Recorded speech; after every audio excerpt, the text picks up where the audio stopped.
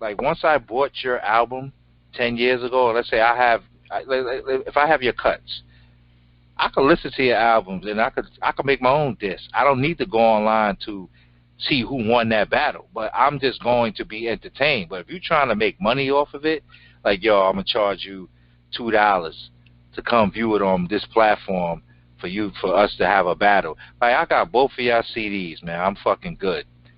I've been supported you. I bought all of them shits. Like if you a well-known artist, like that's like when we was asking like a Jay-Z or Big, like hit for hit, who's gonna win that battle? And people that lean and said, well, Jay-Z got more albums. Like, okay, he has quantity, okay, but when you look now, you still got to go through all of the albums and get the hits out. You could have 15 albums and still I might struggle to get 20 hits. You understand what I'm saying? We're talking about real hits. I mean, it depends on what people call hits. You know what I'm saying? Like, well, I think we're pretty strong in the evaluation area, so what we would agree on are hits. I'm not talking about pop chart and Billboard. Yeah. That don't mean it's a real hit all the time. Yeah, like I've seen shit on a Billboard that in the hood or with people who are supposed to resonate for, that ain't a hit. Like that's radio. Like yeah, that's that pop shit. That's real good. But this is the best song on the album right here. When you start digging into an album and you go, yo, that big shit, like yo, 10 Crack Commandments, that's real shit. Yeah, like, I mean, I got a story to tell. Like wow, okay. If you put whatever number, if you wanted to put their top 20 songs, it would be interesting. But I think so. But I would put, I'm gonna say Frank White will win it, and just over just being the wittiness and you know what I'm saying, and how he and the shit he would come up with. You know what I'm saying?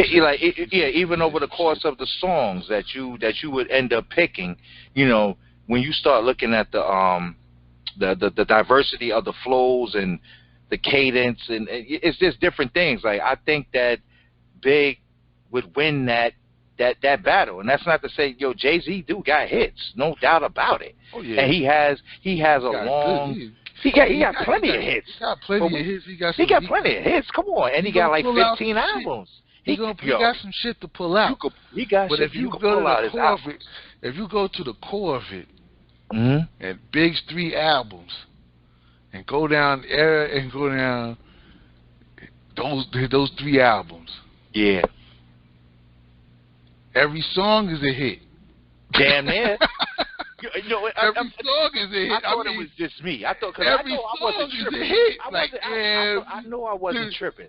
It was like me and my brother used to argue all the time who album was better. With Nas and Ready to Die. You know him. He loved that Big. That's his shit. Right. I was like, my thing was Nas made 10 joints, 10 strong. And none of them shits was garbage. All of them shits was ill. 10 strong, like a 48-minute album. Like that shit, 10 strong. He made 10 strong songs. The one song that I always said that I didn't like on Ready to Die was the one where he was doing "Give Me the Loot, I'm a Bad Man," where he was talking in the. Oh yeah, true. That song had to grow on me. Exactly. So now when you look as you go on, you listen, you go through his whole album, you go through both albums, shit was flawless. The shit was flawless. Shit was flawless. Like literally flawless. Like you was like, oh shit. Every song, was banging. This shit was banging, son. Like this shit was banging. I'm just dealing with the song without the clips. I'm talking about like when you just not the skits and all, but when he started the song. No, I'm just saying songs. Yeah. The song, yeah. So when you come in with the song, I said, damn. Bang. He banging. So that was that album. Okay. So then I looked at that album. I said, because Ready to Die. Come on, we was living in that era. You know what I'm saying? Like, yeah. So matter of fact, when Ready to Die came out, I was teaching. So, I had a couple of street kids that was in my class. I had like a 12-year-old. He didn't belong in the 4th grade, but he was there. You know what I mean? He got left back a couple of times, but he was out there. So he was like, "Yo, Mr. Grooms, yo, did you hear the Ready to Die album?" I said, "Yeah, I heard it. I actually have it." And I said, "I know the man." "Oh, you know him?" I said, "Yeah, I live in Brooklyn. I know him. I live in the area." He's like, "Oh, okay." I said, "You know what I need you to do for me?" I said, "Here, take this home," right? Because I had it in my bag, in my book bag. So I had it. I said, "Yo, take this home." And I had 2 versions too. I had the one that took the curses out. So I gave him that one. I said, "Yo, take that home and write me a book report on it. Bring it back to me on Friday." You know what I mean? Like, I gave him a week. He actually went home because he couldn't afford to buy that. He just asked me if I had it. I said, "Yeah." So he took it back. He gave it back to me a week later. Gave me my little book report, what he thought on the album. As crazy as that sound, because when you hear the clean version, yeah, but there's a story that's attached. And if you got a kid that's out there in the street, he already done seen shit that you ain't think he done saw already. So it ain't like, oh, you exposing him to something. No, he already living that, but he's 12. You know what I'm saying? Hearing a 20-something talk about what's going on in the street. Remember, the kids that's out there in the street, they front line. They holding the drugs. They running the drugs because they can't go to jail. Yeah. So they holding. Yeah. They young. They actually holding weight on them. You know what I'm saying? Like that. That's the reality. If they look out, it's all of that. So in order to reach that kid, I had to connect with him through hip hop.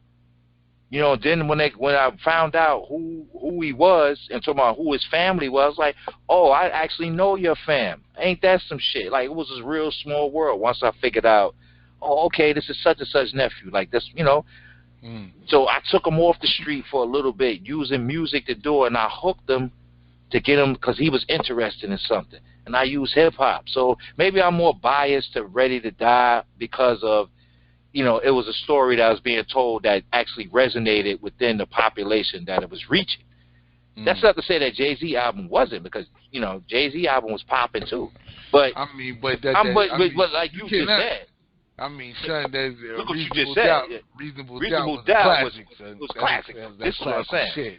But he was telling the story, but he was telling you the story of how a nigga who grew up, dropped out of high school, and left that same shit was Ready to Die was, and told you how he was out of town hustling, getting money, and how, you know what I'm saying, how that life was, and that story was resonated throughout probably everybody, especially throughout the city, because they understood that, and that's what made they lived that. Doubt.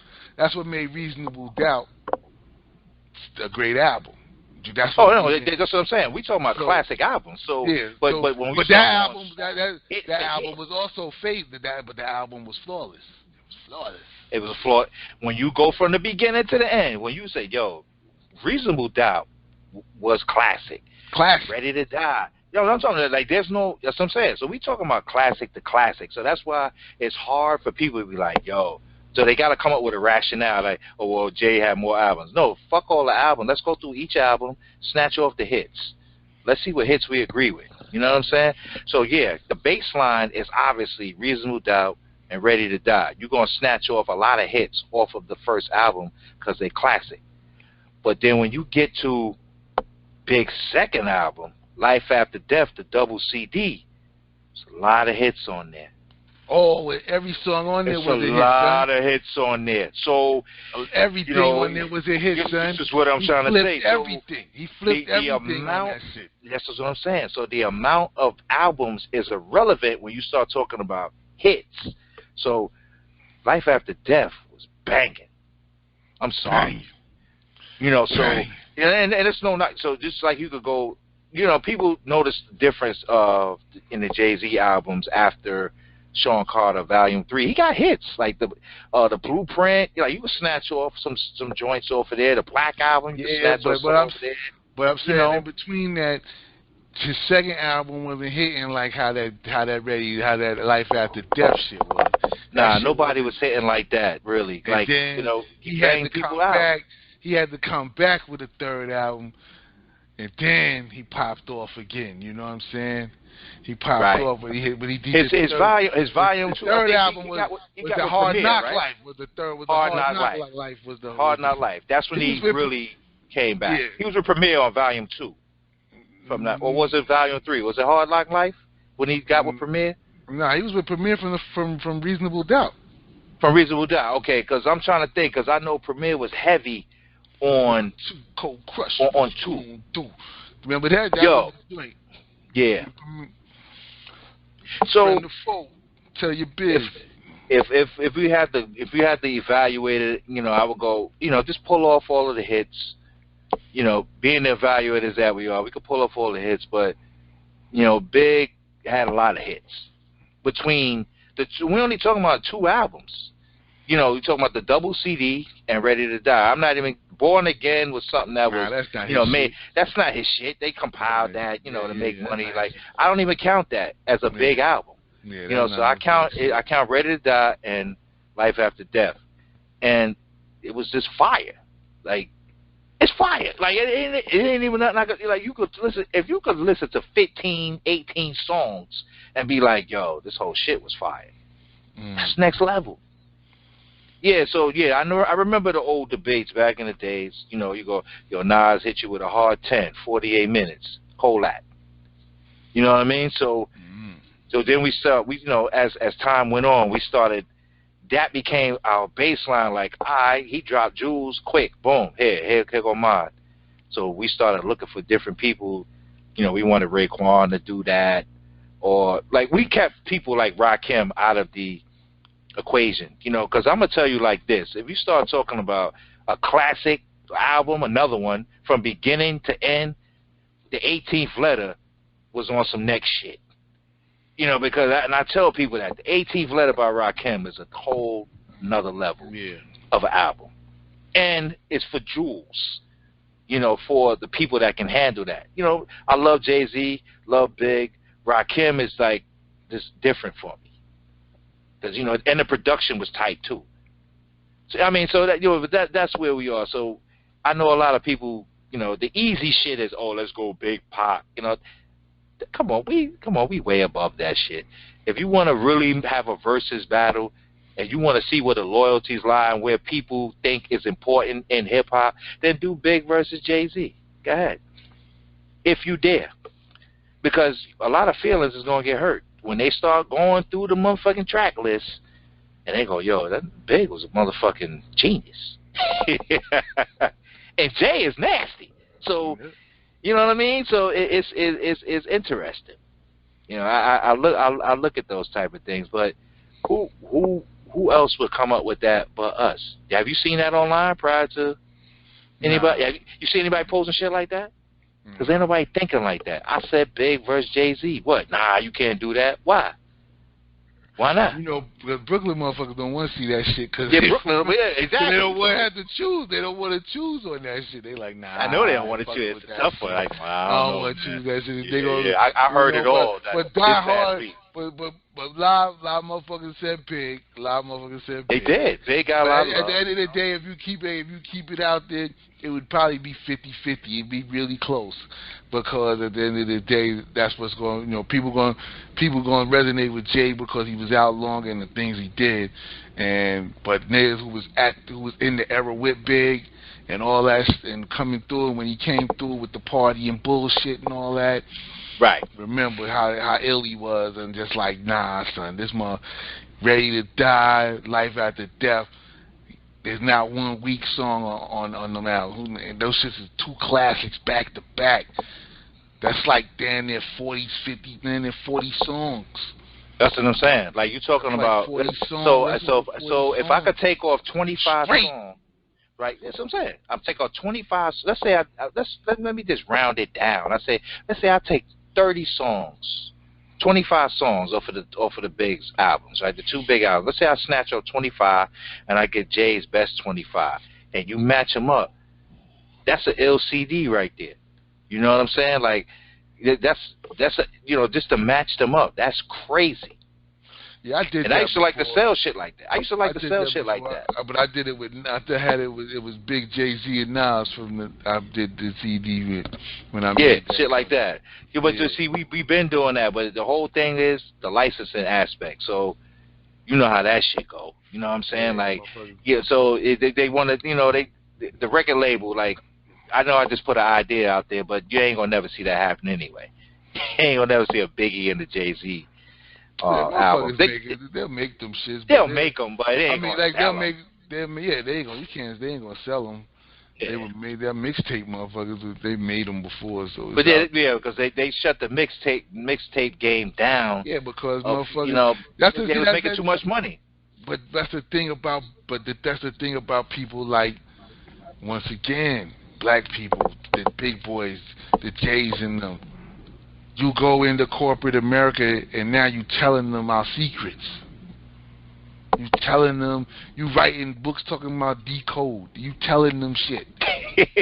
Oh, what the shit. fuck is that, bruh? Damn, like this is our secret society. But motherfuckers like Russell Simmons and all these motherfuckers sold our shit, and now we don't even own our shit.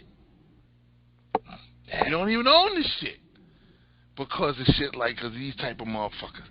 And you know what I'm saying? Because you go in there, the mixtape game was what kept the locks alive when Puff didn't want to let them out. Word. If it wasn't for the mixtape game, the locks probably would have. They probably may have been a group gone. They would have been gone already. But they was able to make mixtapes and freestyles, and people was able to still listen to them, and they were still able to get show money and keep building. Yup. Until they could get out of that shit and start making music again the way they wanted to. And I'm saying you did all the mixtape DJs that's on the radio now. That's how they got their starts, getting these DJs, getting these MCs, putting on MCs, getting MCs out there through the mixtape. Now you telling them, oh, they on there using, like, you know, dudes is using other dudes' beats to make mixtapes. You telling? That's like the motherfuckers who told on Bismarck for sampling. Like motherfuckers like Chuck D suing Premier for sampling. Word. That's that corny shit. We fucking up our own culture and showing them how to take money from your own. That's just that corny shit. That's the corny shit. It is, because if I scratch something into a record, like, you gotta be, first of all, you gotta be a music head to know that's where hip hop though. You're talking about that's five, the you're purest talking about form. 3, right, you're talking about 3 seconds, like a snippet. I got trouble on my mind, and then I cut it. You gonna sue me for that? He sued him for the 10. He sued him for 10 crack commandments because he said what it talked about. I'm like, right? That's why I can't. You know what I'm saying? That's when I lost all respect for him on that shit. But then you out here doing. Now you like 60 doing fucking fake pump moves with Flavor Flav. You know what I'm saying? That's corny shit. That's what I'm talking about. You know what I mean? Motherfuckers just became corny, and this is what happened. Now motherfuckers let the music dump down and all that shit. Like, I mean, that's just what it is now. You know, we can't even get hip hop. I mean, right now it's to the point where, like, if you're a hip hop artist, you shouldn't want to sign to a label. You should, because you got the internet, you got Instagram, you got Facebook. You can put your content out. You can put your own content on iTunes and Spotify. SoundCloud, shoot videos, put it out there on YouTube and all these other venues. So what do you know? It's better off you creating your buzz that way and keeping your own money going, staying independent. Because now, if you can't, they looking at you again. Are you a business? You like how I keep telling you that, right? Are you a business? Because that's what these rappers gotta understand. You're a business. So what can you do when they kind of you talking about? Oh yeah, we want to do a 360 deal. That means they getting a piece of everything you do. So you gotta be doing a lot. Your hand gotta be in a lot of different bags. You gotta be able to create your content. You gotta be ready to do shit. You know, getting to acting, doing commercials, making albums, doing shows all the time on the road. You know, doing other things. You know, I mean, you gotta, because that's how you keep your money going. You a business. You be a business. You gotta handle your business. You can't have nobody. You gotta be on top of your taxes because you're a business. You're a business. You gotta handle your shit like a business. Stop handling that shit on some, I'm an artist. No, you're a business. You're a business. Oh my, now y'all want to talk about brand, but y'all still, some of them are still in the artist mode, trying to like, I'm an artist. You're confused, like I'm an artist and a brand. I'm like, if you're an artist, your brand is their label. So yeah, that's facts. That's yo, kept it 100 there. You know what I'm saying? The label is your brand. That's who you pumping for. When you a brand on your own out there pumping and getting away from them, and you starting to get your own independent money, then you becoming your own brand, your own self. You know what I'm saying? And you building off of it. And then you using it. Now it's like, because you're using, when you turn around and flip the game on them and can use their plateau to make you money, then you winning. But if they using your talents to make, because they not giving you the fair portion of the pie. Here you go. Here's a perfect example, just for my sneakerheads. They have Air Jordan, which is Nike, on the 60-40 split, Nike. Then you have Brand Jordan, which is Mike's. All right? Yeah. Understand that part of the game. Like, Brand Jordan is Michael Jordan's. All his. Air Jordan he splits that with Nike. 60-40. 60-40. I understand that. Like, that's a business partnership. But he used this money from the business partnership and created Brand Jordan.